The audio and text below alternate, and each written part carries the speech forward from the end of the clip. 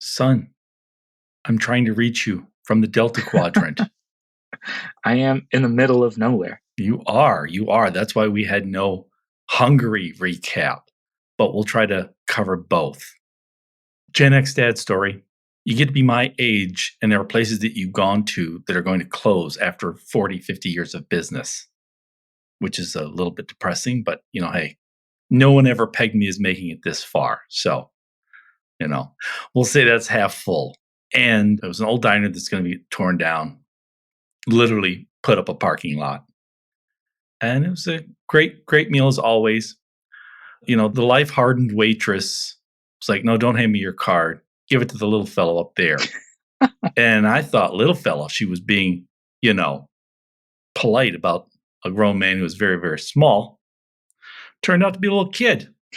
That little kid handling credit card purchases, handling our orders, which I thought was funny. And then he saw my Red Bull cap because I had a Red Bull cap on because I wear that because it's my thinnest cap. So I'll wear that outside. He's like, oh man, I'm a big Red Bull fan. I was like, oh wow, kid, that's awesome. He said, yeah. Dad and I watch all the races. I was like, that's cool. Who's your favorite racer? He said, Alonso. I'm like, Alonso, you weren't born when Alonso started racing. He's like, I know. So I thought it was fun. He said, so my next guy is Max. So I thought that was fun. A little cool story. Shows you the growth of F1 keeps going on in America. So because you were in an area of the planet that had basically no connectivity, and you're still there and have very little, we had no episode for Hungary, but we will cover both the Belgian Grand Prix and all that happened in Hungary. There were a couple shocks.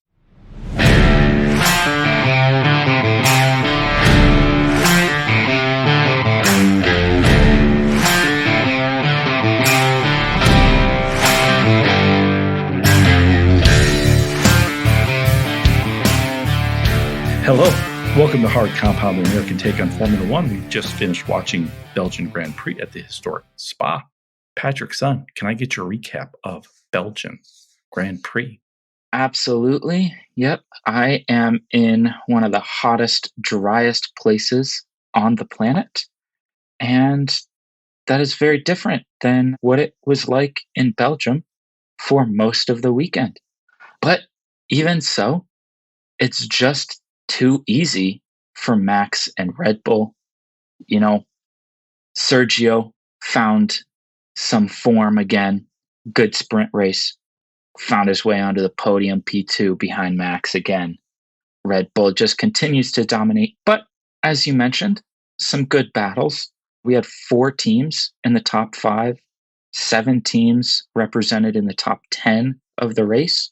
So, we definitely have a little bit more parity in the sport this season as opposed to, several of the last few seasons. So it's good to see teams like Aston and McLaren obviously getting in there, Alpine doing a good job, even AlphaTauri and Williams getting some points this weekend. So always good things to see. You sort of have to wonder when the rest of the pack is going to catch up, because the Red Bull car is the fastest car and Max is the best driver on the grid. So we're not surprised that he gets P1. And given the car he has, Sergio should get P2 most of the time. And he finally did again in Belgium. It's fun to see the P3 through P10 battles, though. But I've got to say, it's not even looking good for next year. Lewis continues to publicly complain about the car. Ferrari still haven't figured things out. McLaren still haven't figured things out. The wholesale firings going on at Alpine, which we can get to. The Aston Martin, only because Alonso is there, are they sort of battling for potential podiums. But, even with the penalties Red Bull's facing, the reduction in wind tunnel time, that car just seems so far ahead. That team just seems so locked in that I don't know when we're going to see real competition for P1, for first place, because Max is just so good. It's a bit of a repeat from the Lewis Hamilton Mercedes era, except there's actual battles for, the middle, for those who come after. But we want to see, we want to see competition for the first spot as well. And we haven't been. I mean, I think maybe the focus should be on admiring what Christian Horner has built. They've got the best team, top to bottom, strategists, pit crew, the aerodynamic folks, even the power unit folks, which you would think, with the Honda relationship and all the changes there, that might not work. The best driver in Max. I mean, this team is locked in. This is Michael Jordan with great talent around him, in the peak Jordan years, and so maybe that's sort of what we should focus on, is just sort of admiring the level that they've reached that no one else has. And can somebody get to them? Yeah, I mean, it's just incredible. And, you mentioned the Mercedes dominance with Hamilton and Rosberg and Bottas. And, it was really incredible what they were able to achieve and what individual driver in Lewis Hamilton was able to achieve. He has pretty much every record imaginable in the sport. And right now you're looking and you're saying to yourself, I think Max is going to break all of those records. And that, 4 years ago was unimaginable.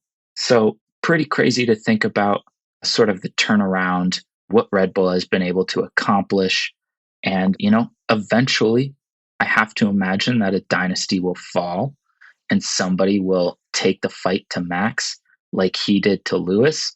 And, I'm just looking forward to that day, because that season when Max and Lewis were really battling, that was one of the most exciting and dramatic seasons we've had in many, many years. Yeah, that was 2021. That was awesome. Mercedes got the constructors. Max defeated Lewis and got the driver championship. That went down to the wire, literally.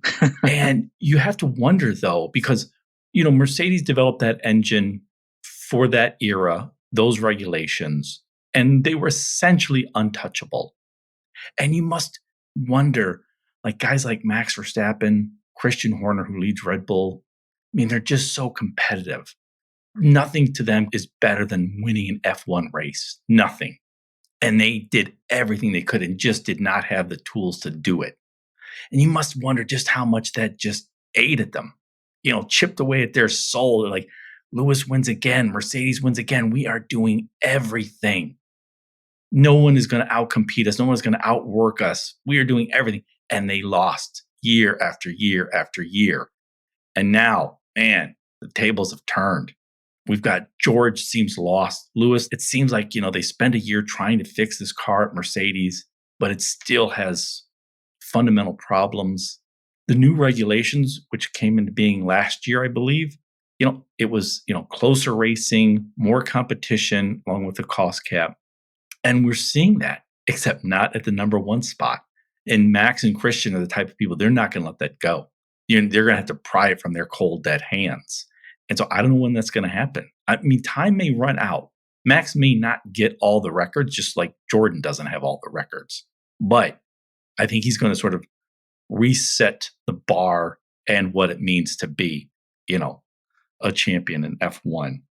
Now, because you're still off in the Delta Quadrant and we don't know what the signal will be if we can keep this going, how about we get your top 5 drivers in Belgium? Yeah, plenty of interesting drives, and we had a lot of racing this weekend thanks to the sprint race. I think overall, it has to be said, Max Verstappen just put in a dominant performance once again and deserves the recognition for that. So I have Verstappen as my driver of the day, driver of the weekend.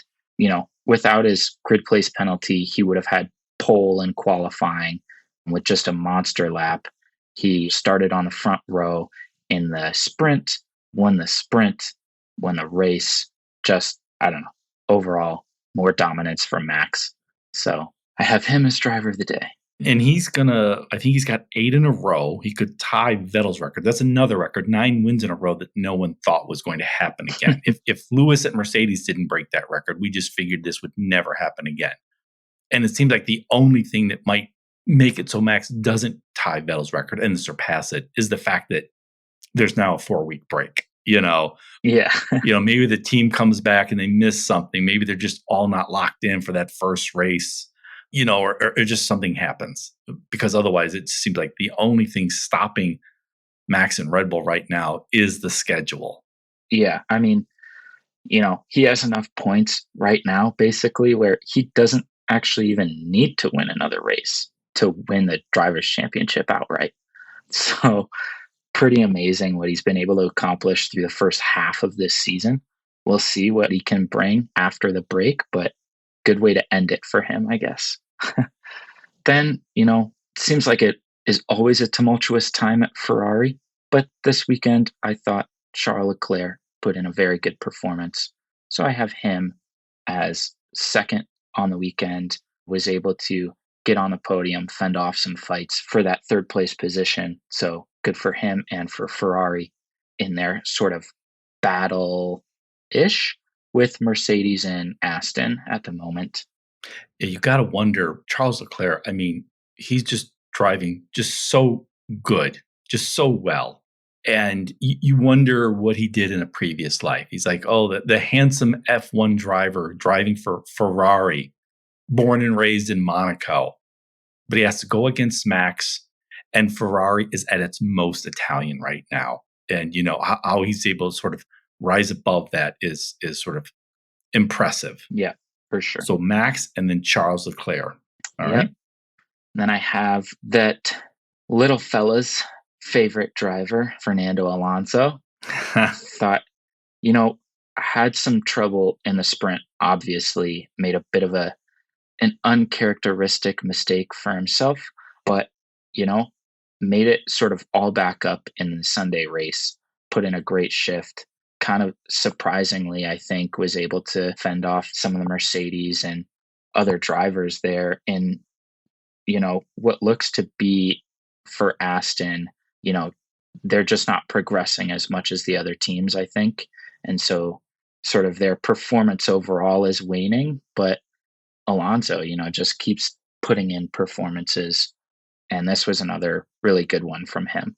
It was a good one. And it's just amazing to me because there's no reason that he should be in third. That Aston car is a middling car. And we see that with Lance Stroll. I heard Lance Stroll was the best daddy driver in history, which made me chuckle because I was like, you know what? That's probably true.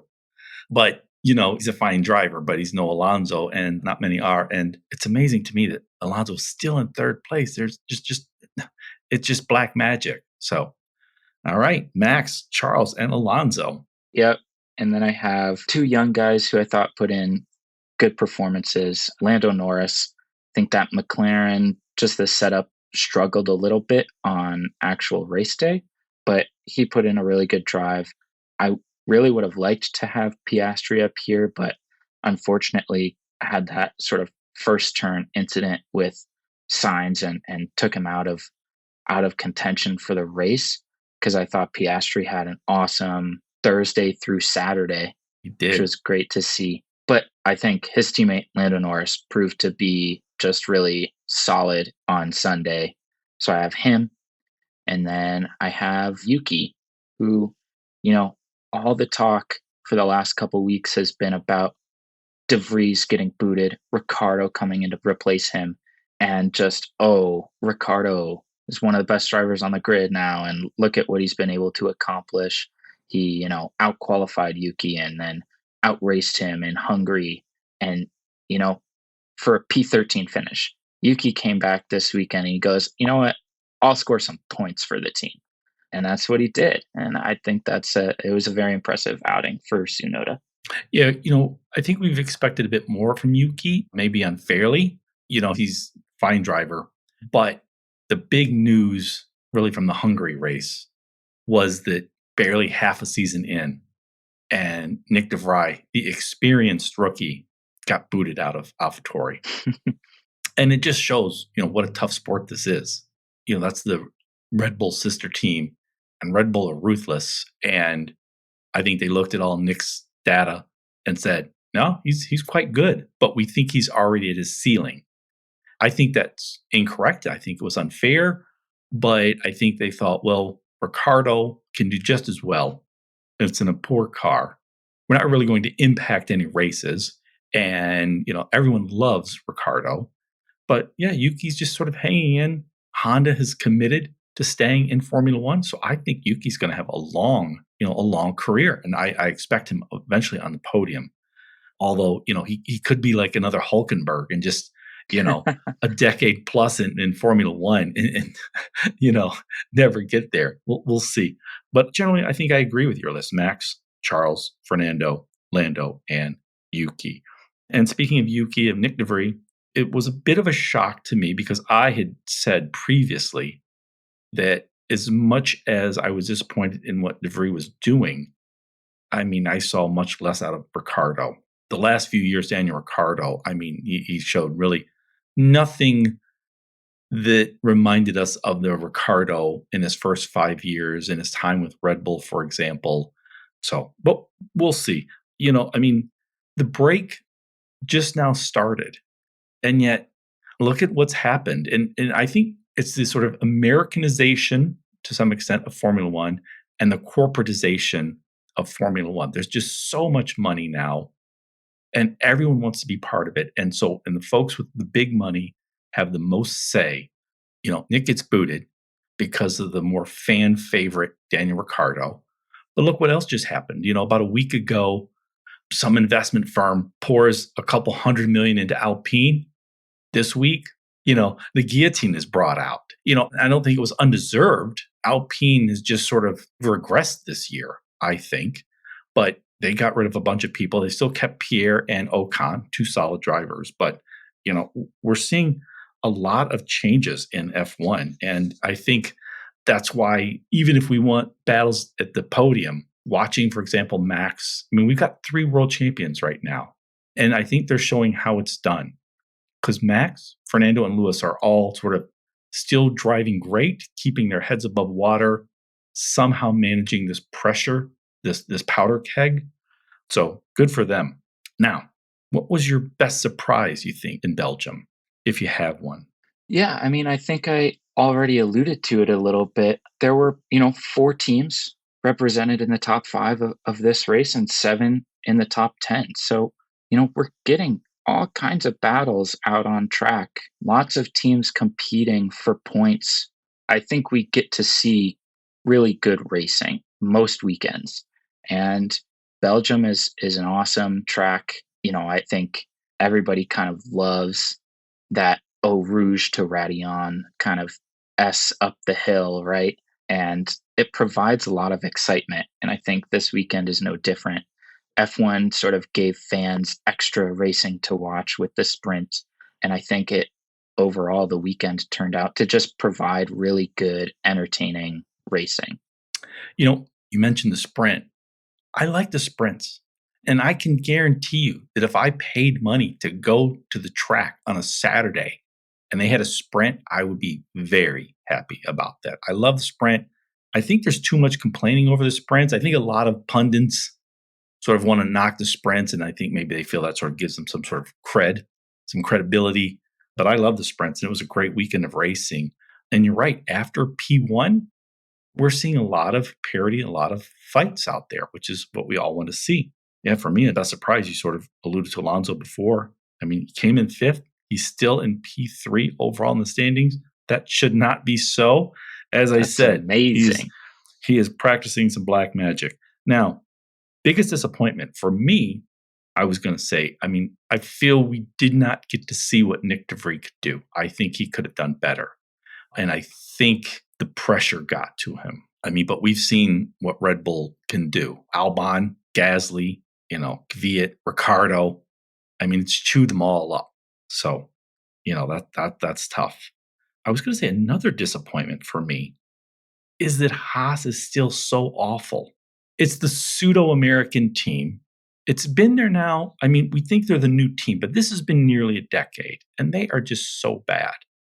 However, before the show, I looked up the stats real fast, and somehow Nico Hulkenberg has as many points at Haas as Alfa Romeo. I don't see how that's possible. I mean, how Alfa Romeo can be that bad. That's my big disappointment.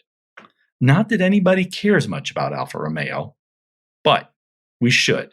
Yeah, I mean, there are definitely a few teams that have been disappointing to say the least this season, and quite frankly, over the last several seasons.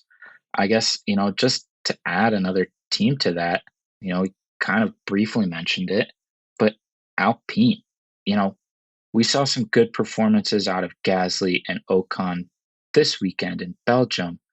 I was watching the Hungary race a couple weeks ago, and I thought to myself, how is Otmar, the team principal at Alpine, still the team principal at Alpine? Because they're fucking bad. They're bad, and they should not be bad. And I guess in the race, they were a bit unlucky to both sort of be taken out in the way that they were. However, they had not a great chance of scoring points in that race to begin with. McLaren just absolutely dominated them over the last few races, who's their sort of biggest, competition rival. So when the news came that heads were rolling at Alpine, I was not at all surprised because, like you mentioned, they have absolutely regressed. Over the last few seasons, with Ocon and Alonso as their drivers, they've been pretty good, after the rebrand, and they've gone through a couple of team principals. Otmar came over from Aston, I believe, and really just has not worked out. They've been really bad. They're now quite a ways behind McLaren. Both of those drivers want to do really well and are just sort of scrapping for a handful of points at the most in every race. So, I'm hoping that Alpine can kind of work their way back up and actually fight like McLaren is. I don't know. I think so, but yeah, I think this year's a wash for Alpine. Now, what was the podium? It was Max, Sergio, and Charles. Who do you have on the virtual podium, Patrick? My virtual podium, I saw something where a German F3 driver, her name is Sophia Florsch, I think, became the first kind of female point scorer in F3 this weekend in Spa. She went from 24th to 7th in the F3 feature race. So she made up 17 places in F3. Didn't quite, make it on the podium, but I think a performance like that in a motorsport competition that's as sort of tough as F3 can be, I think that's a very impressive feat. Nice. I don't have one as good as that. I think for me, I'm going to nominate Nico Hulkenberg's hair. If you check it out, he's got this like bleached white, his Barbie hair. Yeah, Euro trash Bond villain hair. And I just love it. And also for Belgium, we did not get a Martin Brundle grid walk. We got a Martin Brundle sort of fan interaction. He was even dropping some French. He talked to Irish folks, Dutch, Americans, Brits. It was great. I loved it. And I was like, you know what? They should maybe intersperse that a bit more often. I think that would be awesome. Yeah.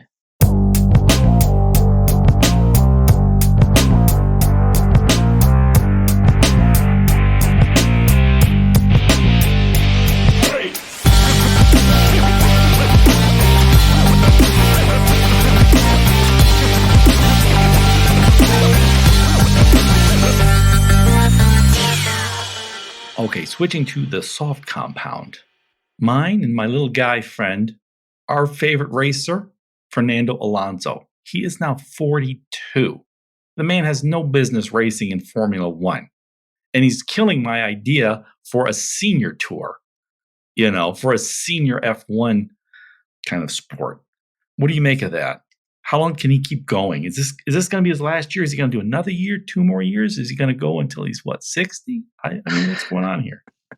I have to imagine that if he wanted to, he could go until he was 60. The man is a machine. He's just been incredible his whole career, frustrated by really just not being on the right team at the right time for most of his career. But he's, one of only three world champions still on the grid and racing like he's a world champion. Aston obviously is not the best team, but he's making the best of his situation and consistently putting in good performances. And I think, as long as he's enjoying driving and not in just an absolutely woeful, toxic situation, I think he'll keep going because I can't imagine that his talent will ever drop below one of the top 20 drivers in the world. So, you know, I think as long as he wants to be an F1, he can be an F1. Nice. Now, one of the things that we've heard is that Liberty Media, the corporate overlord of Formula One, has sort of floated this idea of dream teams. So instead of a Lewis and Bottas, where Bottas's role is to come in second, or a Max and Sergio, where Sergio's role is to come in second, that we have these dream teams where it's like, look, if you've got the best car, either driver could win. Like a Max Lando, a Charles and Lewis at Mercedes, for example. What do you think of this idea? Well, I think as a fan perspective, that sounds fun. I would like to see, how drivers react when neither one is the number one or number two, where they're just going head to head, battling it out every race, where there's no team orders to kind of, oh, we want to, manage the situation. I think everyone just likes racing. And the better the racing, the more fun it is. So, from my sort of fandom perspective, I think that would be a lot of fun. In terms of actually integrating that in the sport, I think everyone that has any kind of power, say team principals, owners, things like that, are going to say, fuck that. We absolutely do not want that at all. So I don't imagine that it will ever really come to fruition, but I think it's kind of a fun idea. It's funny because as much as I like the big corporate overlord of Liberty Media pushing some of these ideas that I think that will make us fans happier and more excited about Formula One, I think some of the rules they're putting in place and some of the realities that they sort of embedded could harm the sport. For example, let's segue into the Ask the Steward segment with this one. So, for example, Lewis Hamilton received a penalty for his collision with Sergio, 5-second penalty. I believe it was fully deserved. I think when you look at the overhead, no one gets the elbows out better than Lewis and does it in a way that's sort of just inside the rules. And I think this time it's like, nope, those were outside the rules. And I think the stewards saw that. However, I think it was close enough to where had the stewards ruled no penalty, racing incident, they'll call it, I would have been fine with that. My concern, though, isn't that this was a tough call that they got right or wrong. My concern, though, is if they call that a racing incident, for example, you're going to have more of those, more collisions, more drivers going for it. And every collision, even minor ones, is a huge hit to the cost cap. And, what we don't want is the stewards being conservative, or maybe that's the wrong word, the stewards sort of penalizing drivers for what we fans think really should be racing incidents. And they're only doing it because they're like, well, we want to cut down on any collision because any collision impacts the cost cap, which screws the teams over. You have any thoughts on that, Patrick? Yeah, I think it's a fine line to walk, right? But I think ultimately the rulings should not take into account the repercussions, I think. if that makes sense, right? So I don't think they should think about the cost cap in any way when deciding whether racing incident or not. I think they should just look at the footage, see the data, and decide, is this within the rules or is it not? And I think the rules should be written in such a way as to not have any sort of influence by the cost cap or what have you. I think if we care about those types of situations sort of happening, then there should be like a written rule somewhere where incidents of this nature will not, impact you in terms of your cost cap, right? Like something of that nature. Because I think fans do want to see good hard racing, and like if you touch a little bit and it's, iffy, maybe it's a racing incident, I think that's fun. We want to see that. Obviously, we don't want to see like the big shunts and crashes, like the Sainz and Piastri incident, because that, you know, takes drivers out of the race, and that sucks. But we want to see the good hard racing. We want to see Alonso and Hamilton get the elbows out and push people to their limit. You know, I think that's so much more fun than seeing the only overtakes being DRS overtakes on the straight. Those are less enjoyable, right? Yeah, I'm with you. Yep. So my view is that, right? And I think the cost cap should be a separate issue that maybe they reflect on and decide what actually goes towards the cost cap and what doesn't. Yeah, I agree with you. The teams are constantly lobbying and they're all there on the grid. And so I think we want there to be this sort of wall between these sort of values, good hard racing and cost cap, but I think they do tend to bleed over into each other. Now, speaking of Lewis Hamilton, he has spent over a year now quite publicly complaining about how bad that Mercedes car is. Now, I think this is a bit of him just sort of being spoiled a bit, because the fact is the Mercedes car is the second best car. And he'll, if not in the next race soon after, I think, pass Alonso and be P3 after the two Red Bull drivers in the driver standing. So after Max and Sergio, I think he'll then be Lewis. I also think, especially what we're seeing from Ferrari week in, week out, McLaren week in, week out, Aston week in, week out, I'm comfortable saying Mercedes is the second best car. But it's still a good bit behind Red Bull. But Lewis has spent over a year now quite publicly complaining. And he still has no contract signed.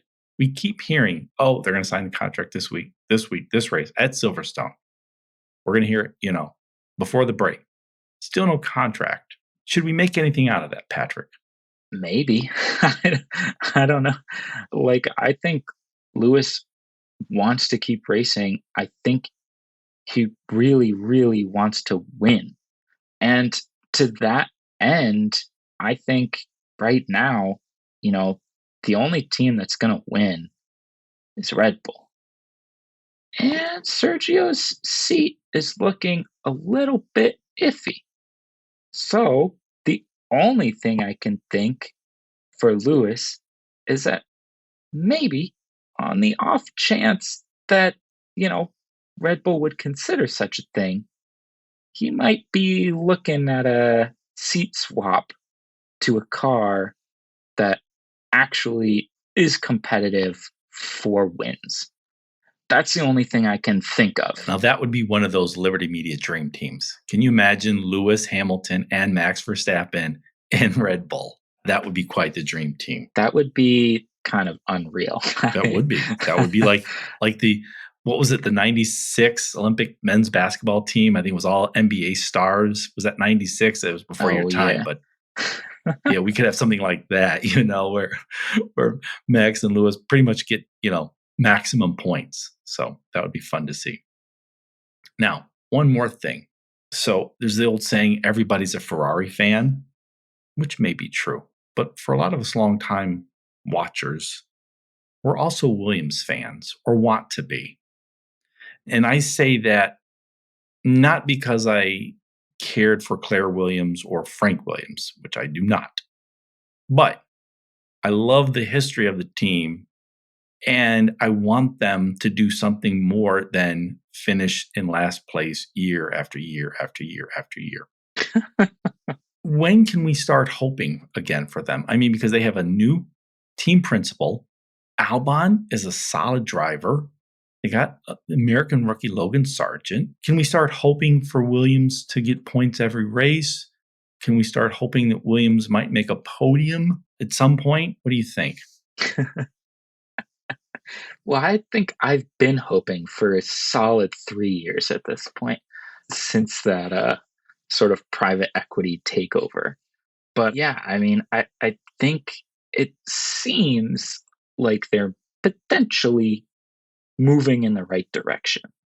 And so I'm hoping that within the next couple of years, we're seeing consistent, not last place finishes from them. So, I'm also hoping that Logan Sargent continues to get a chance in F1 and really kind of prove what he is capable of. It's pretty tough for some of these rookies that are coming in to just really, really bad teams, poor situations, and being asked to do a lot. I think it's hard on them. So I'm hoping that Williams improves, continues to improve, and that Logan Sargent gets some more opportunities to race and prove that he belongs in F1.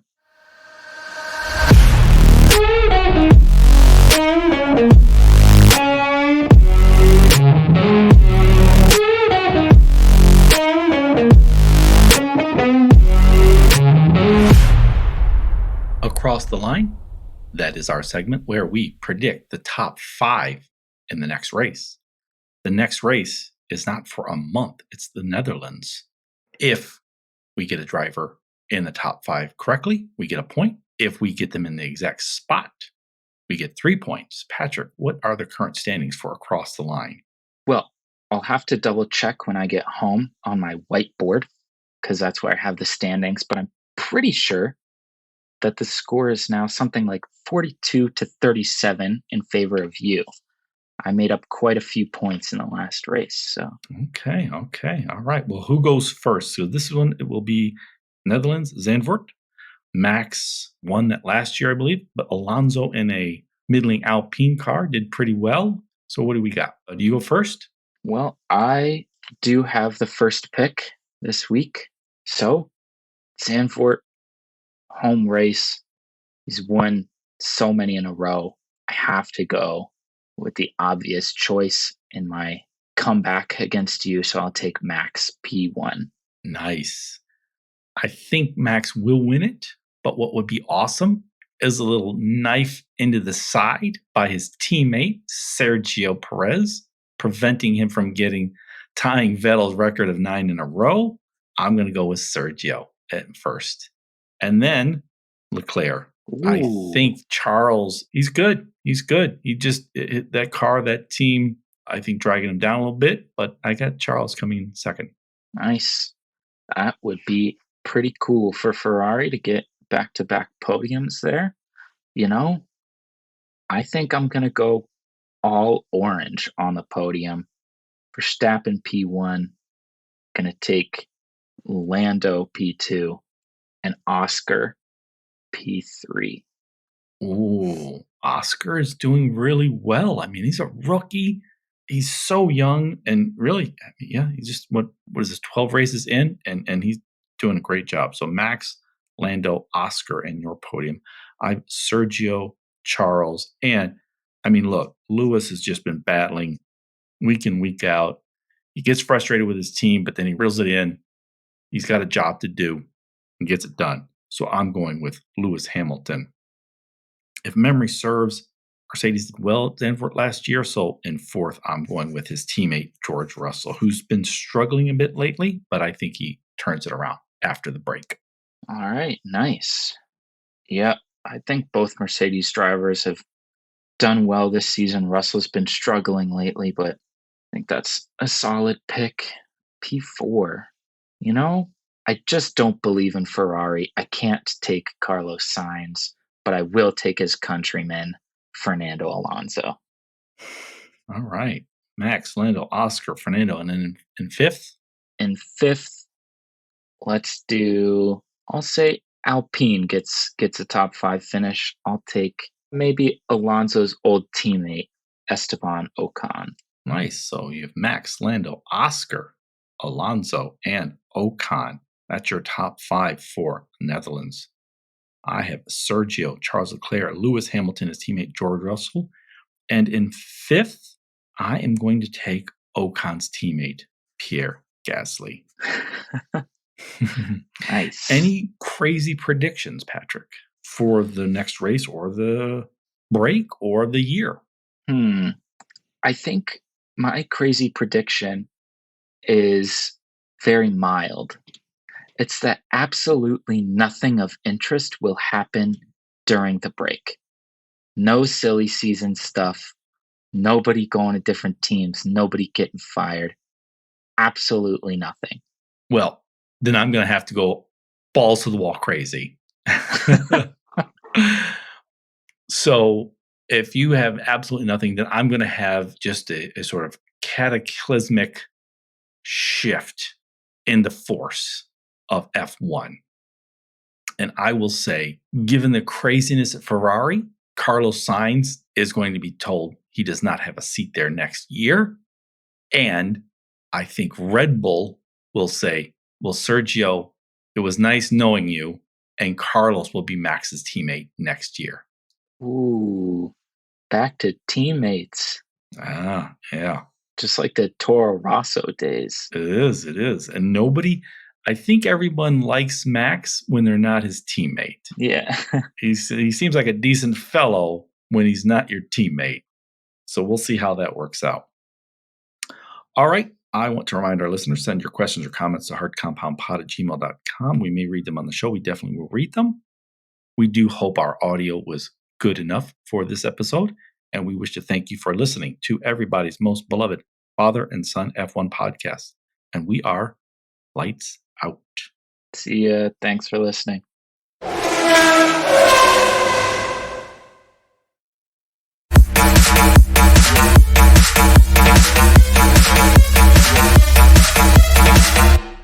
Okay, son, that was a good show, and I hope it recorded. Me too. I don't know.